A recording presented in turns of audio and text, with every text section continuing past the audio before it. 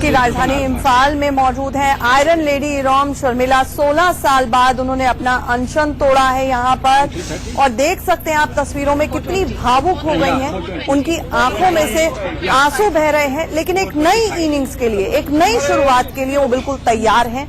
उन्होंने कुछ ही दिन पहले जब ये बात कही कि अब वो राजनीति में कदम रखकर एक नई शुरुआत करना चाहती हैं, बदलाव लाना चाहती है, और वो जंग जो कि arm forces special powers act यानी कि एफ्स्पा के खिलाफ उन्होंने शुरू की थी, उसको आगे जारी रखना जरूर चाहेंगी। लेकिन 16 साल बाद अनशन तोड़ा है।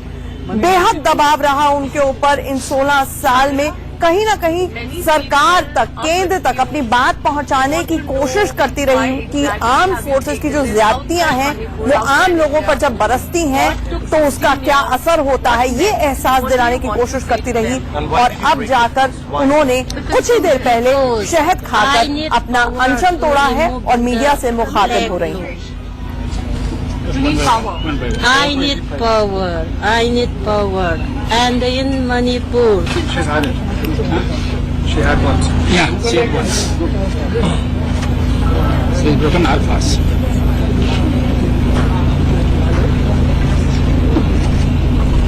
Around 330. 420. Yeah, 420. 425. Yeah, 425.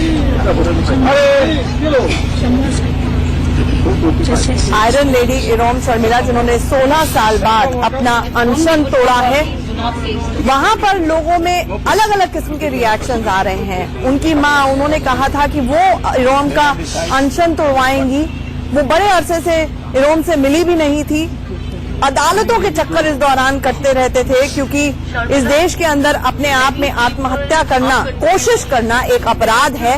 ये दो तस्वीरें आप देख रहे हैं, ये अदालत परिसर से ही बाहर निकलती हुई पहली तस्वीर इरोम शर्मिला की, जहां पर उन्होंने अदालत को बताया कि वो अपना फास्ट, अपना अनशन तोड़ने जा रही हैं। मीडिया का खासा तांता लगा हुआ है यहाँ पर।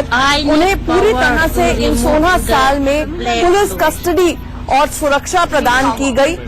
उन्हें इंट्रावीनस तरीके से जिंदा रखा गया, लेकिन अन्न का एक दाना, एक कतरा, तरह से इन 16 साल में पुलिस कस्टडी और सुरक्षा प्रदान की गई। उन्हें इंट्रावीनस तरीके से जिंदा रखा गया, लेकिन अन्न का एक दाना, एक कतरा 16 साल में, सोचिए, उनके अंदर नहीं गया। और आज वो भावुक हैं, क्योंकि जंग जरूर जारी रखेंगी, लेकिन एक नए अवतार में भी नजर आएंगी। और इसको लेकर जो वहां पर जनता है उसकी भी अलग अलग किस्म की प्रतिक्रियाएं आ रही हैं, क्योंकि इरोम शर्मिला सिर्फ एक लड़की नहीं, एक नाम नहीं, उनके लिए भगवान का दर्जा प्राप्त है। हाल फिलहाल में आपको याद होगा, देश की सबसे बड़ी अदालत सुप्रीम कोर्ट ने भी जब फैसला सुनाया तो ये कहने की कोशिश की, एक संदेश देने की कोशिश की कि आर्म फोर्सेस अपना काम जरूर करें, लेकिन कानून को हाथ में नहीं ले सकती हैं। ऐसे में नॉर्थ ईस्ट, खासतौर से मणिपुर, जहां पर एफ्स्पा को लेकर इरोम शर्मिला की जंग जारी है, वहां पर 16 साल बाद इरोम शर्मिला ने जब अपना अनशन तोड़ा तो वो भी अपनी भावनाओं को काबू में नहीं रख पा रही हैं और कहीं ना कहीं भावुक हैं। Because I need power to remove the black law. You need power. I need power. I need power. And in Manipur. Yeah, she had one. बदलाव लाने के लिए तैयार हैं, एक नई इनिंग्स के लिए तैयार हैं, राजनीति के मैदान में उतरना चाहती हैं। और जैसा कि मैंने कहा कि लोगों के अंदर इसको लेकर अलग अलग किस्म की प्रतिक्रियाएं हैं, क्योंकि इरोम शर्मिला उनके लिए भगवान का दर्जा प्राप्त है, जो उनकी लड़ाई लड़ती आई है। ऐसे में कहीं ना कहीं राजनीति, जो कि अपने आप में अब जाकर गंदगी से, मैल से एसोसिएट हो चुकी है। हमारे साथ हमारी सहयोगी चित्रा त्रिपाठी इस वक्त जुड़ रही हैं। चित्रा, देख पा रहे हैं कि बहुत भावुक है इरोम, और खास तौर से जनता के वहां पर अलग अलग रिएक्शंस आ रहे हैं। बिल्कुल सही कहा आंचल आपने, बहुत ज्यादा भावुक हो गई। शहद जब उनके हाथ में दिया गया, वो उसे बार बार देख रही थी और उसके बाद उनकी आंखों से लगातार आंसू निकलने लगे और कुछ देर तक वो बिल्कुल चुप रही। मीडिया के तमाम कैमरे उनके सामने थे, लेकिन अपने मुंह से उन्होंने कुछ भी नहीं बोला। एक तरह से जिस उद्देश्य की शुरुआत उन्होंने आज से 16 साल पहले की थी, उस उद्देश्य को सफलतापूर्वक उन्होंने प्राप्त नहीं किया है। उन्होंने अपनी स्ट्रैटेजी बदली है, क्योंकि वो जिस आपदा को हटाना चाहती थी उसमें वो सफल नहीं रही, और शायद यही वजह है कि कहीं न कहीं मन में एक कसक बाकी रह गई, जो हमें आंसुओं के जरिए इस वक्त तस्वीरों में भी हम देख पा रहे हैं। लेकिन उसके तुरंत बाद जैसे ही उन्होंने शहद चखा और उसके तुरंत बाद उनके चेहरे पर एक स्माइल भी आई, और उसके बाद उन्होंने खुद को संभाला और भविष्य में उनकी क्या रणनीति रहने वाली है उसको लेकर भी उन्होंने अपने इरादे साफ कर दिए हैं। आंचल, उनकी ओर से ये साफ साफ दो टूक कहा गया है कि वो मणिपुर की सीएम बनना चाहती हैं।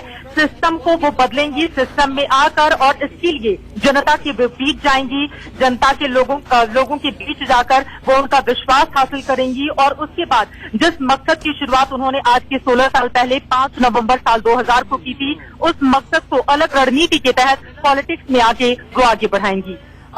चित्रा, भगवान का दर्जा इरोम शर्मिला एक आयरन लेडी की तरह वहां पर पूजी जाती हैं। ऐसे में राजनीति जिसे अब जाकर गंदगी से एसोसिएट किया जाता है, तो लोगों की भी अलग अलग किस्म की प्रतिक्रियाएं आ रही हैं। लेकिन इरोम शर्मिला का भी ये एहसास कि 16 साल तक इस तरह की जंग लड़ ली, अब और ज्यादा प्रोएक्टिव होने की जरूरत है। बिल्कुल आपने सही कहा है, क्योंकि जिस मकसद को वो हासिल करना चाहती थी वो मकसद अधूरा रह गया है, और जब हमारा प्लान ए फेल हो जाए तो हमें प्लान बी की तैयारी पूरी शिद्दत से करनी चाहिए, और इरोम शर्मिला उसी प्लान बी पर अब काम करेंगी।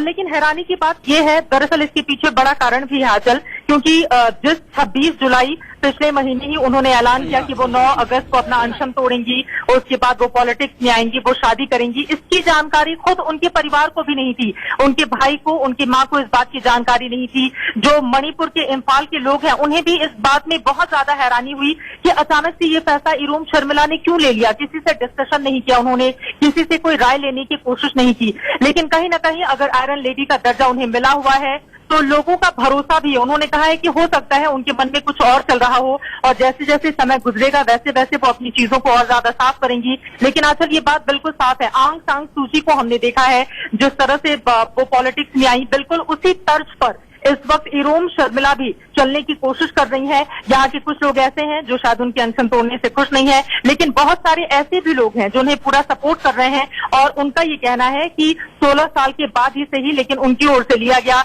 ये बिल्कुल सही फैसला है। आंचल, और चित्रा, ये भी जानना चाहूंगी, मेरे सामने इस वक्त 2 तस्वीरें, हमारे दर्शकों के सामने भी, एक जिसमें वो इंट्रावीनस ट्यूब लगी हुई है, 16 साल तक उसी के जरिए उनको जिंदा रखा गया, और अभी तस्वीरों में शहद चाटकर वो बहुत भावुक हैं।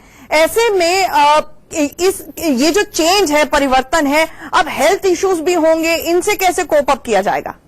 बिल्कुल, देखिए पिछले 16 सालों में जैसे उनके हेल्थ को लेकर सरकारें भी यहाँ की सजग रही हैं, और खुद अलग अलग संगठन भी जो लगातार उनको सपोर्ट करते रहे हैं वो भी उनके हेल्थ को लेकर सजग रहे हैं। तो अब चूंकि अचानक से उन्हें बहुत कुछ खाने को नहीं दिया जा सकता है, अभी हम Jawaharlal Nehru institute of medical sciences में मौजूद हैं, जहां से लाइव तस्वीरें भी आप लगातार देख रहे हैं। यहाँ के जो डॉक्टर्स हैं अब उनकी सेहत पर लगातार नजर बनाए रखेंगे, क्योंकि अभी सिर्फ उन्होंने शहद चाटकर अपना अनशन खत्म किया है।